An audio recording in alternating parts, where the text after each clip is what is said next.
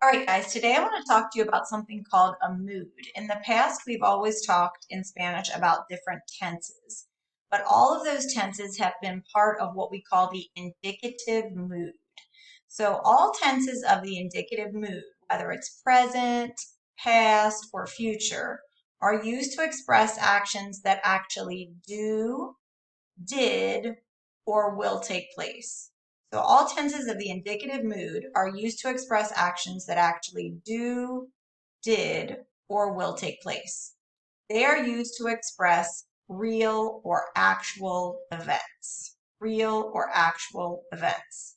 For example, Jose tiene el pelo muy largo. Jose has long hair. Él no fue a la peluquería ayer. He didn't go to the hairdresser yesterday. Él irá mañana. He will go tomorrow. Those are three different tenses, present, preterite, and future.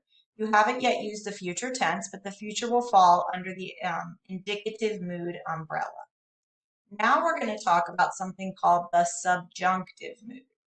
The subjunctive mood is used to express that which is not necessarily true or real. That which is not necessarily true or real. It expresses things that might happen that you wish or want to happen. So again, it expresses things that might happen that you wish or want to happen. For example, los padres de Jose no quieren que él tenga el pelo tan largo y esperan que él vaya a la peluquería. Jose's parents don't want him to have such long hair, and they hope or they wish that he goes to the hairdresser. But maybe he will, maybe he won't. Maybe your parents want you to go to bed earlier, or your parents want you to get a job. Maybe you will, maybe you won't. Maybe your mom wants you to get a good grade in geometry class. Maybe you will, maybe you won't. Maybe you want a certain political candidate to win the election. Maybe he will, maybe he won't. So subjunctive is based on a wish, whereas indicative is based on fact. So to form this new mood called the present subjunctive, we want to drop the O ending of the yo form, and then we simply add the opposite ending like we did for formal commands. Now, I apologize that I'm using the drawing feature, but I'm doing this at home, not at school, and I can't type like I could at school here at home. So, for an AR verb in the subjunctive, I'm going to put on the opposite endings. So the yo form would be a, the to form, and again, please excuse my handwriting, would be ace. The L, A usted form would be A again. So for example, if you had bailar, you would have baile, bailes, baile. For the nosotros form, you would have amos. Okay, hopefully your handwriting looks a little nicer than mine. For the vosotros form, you'd have ace with an accent over the E. And then for the ellos form, you would have N. So using our example of bailar, baile, bailes, baile, bailemos, bailes, bailen. So if you wanted to say, for example, I hope that Shakira dances, you would say, yo espero que Shakira baile. Or maybe you want to say, my parents hope that I dance, mis padres esperan que yo baile. Now for an ER or IR verb, same thing. You just want to put on those opposite endings like you did for a formal command. So for the yo form, a, for the to form, as, for the LA form, a. So for example, comer, coma, comas, coma. For the nosotros form, amos. For the vosotros form, you would have, and that's an A with an accent, sorry about that, ice, an A. And then the ellos form would be on. So let's say you've got, like I said, the verb comer. You would have coma, comas, coma, comamos, comais, coman. So if you want to say, my parents hope that I eat my vegetables, Mis padres esperan que yo coma las verduras. Okay? Anything after that K, you're going to use the opposite ending for the verb. Okay? Now I was going to try to write on my screen, and that won't work. I have a touch screen computer here, but it's not going to work. So let's say that we've got the verb mirar. Okay? Let's say we've got mirar, which means to look at. So for mirar, and again, I'm going to try to draw, I would say yo mire. Okay? That's in the subjunctive mood. Okay? If I want to say you look at, to mires. Again, subjunctive mood. I hope that you see the movie. Yo espero que tú mires la película. Maybe you will, maybe you won't. Maybe you don't have time. Él or ella mire. He or she looks at.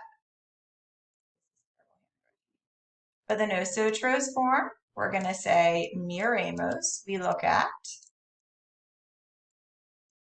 That's an M. Not ideal. For the vosotros form, you would say miréis, which is y'all look at or y'all watch. And then the ellos form is miren. Okay? So if I want to say, I hope that they see the movie, yo espero que ellos miren la película. I hope that you watch Coco. Yo espero que tú mires Coco. So what I'm going to do is I'm going to go ahead and let you guys try comer and salir. You're going to want to put the verb in the yo form of the present and then add the opposite ending like we did for a formal command. I'll go ahead and write the first form, and then so that I don't have to keep drawing and looking terribly here, I'll just read the answers off to you. So let's go ahead and try comer and salir. And for the sake of room, I'm going to go ahead and erase mirroring. And I'm going to use a different color. So let's say that my verb is comer, which means to eat. In the subjunctive mood, I'm going to rip off those ER pants and I'm going to put on the opposite ending, so yo coma. So now using what I just taught you, notice it's an ER-IR verb. Hopefully your handwriting's a little bit nicer. I'd like you to write the rest of the forms of comer. Okay? You can pause this video and come back. And now I'll read the other forms to you. You've got coma, comas, coma, comamos, comais with an accent over the A, coman. Okay, and again, that's like what I taught you up here. It's a wish or a hope that somebody eats something. And finally, for salir, which means to leave or go out. Notice it's an IR verb, so I'm going to put on the opposite pants, but you always have to put it in the yo form of the present. So this is one of these go, go, go verbs like we had in our se, pasea, de, este song. So the yo form of salir is yo salgo. So when I put this into the subjunctive mood, it's going to be salga. Okay? And then you want to follow those different endings. So you guys can go ahead and try that, but you want to use the to form or the LA form. If you want to pause me here, you can. But the other forms of salir would be salgas, salga again, salgamos, salgais with an accent over the A, and salgan. So for now, I just want you to focus on those regulars. Don't focus yet on the irregulars down below. Just focus on those regulars. And if you have questions or problems, you can email me. I will also make sure that when you upload your note sheet to me, that I include a nice handwritten, much prettier looking answer key that you'd be able to read. But again, if it's an AR verb, you want to put on opposite pants of an E ending. And if it's an ER or IR verb, put on opposite pants or an opposite ending of an A. And again, what we're doing is we're expressing a mood for things that are our wishes or our desires for somebody else, even for the world, but they may or may not take place. We don't always get what we wish for. I hope that that helps. If you guys have any questions or problems, reach out on email and just go ahead and upload those notes to me and I will upload an answer key back. Muchas gracias. Adios.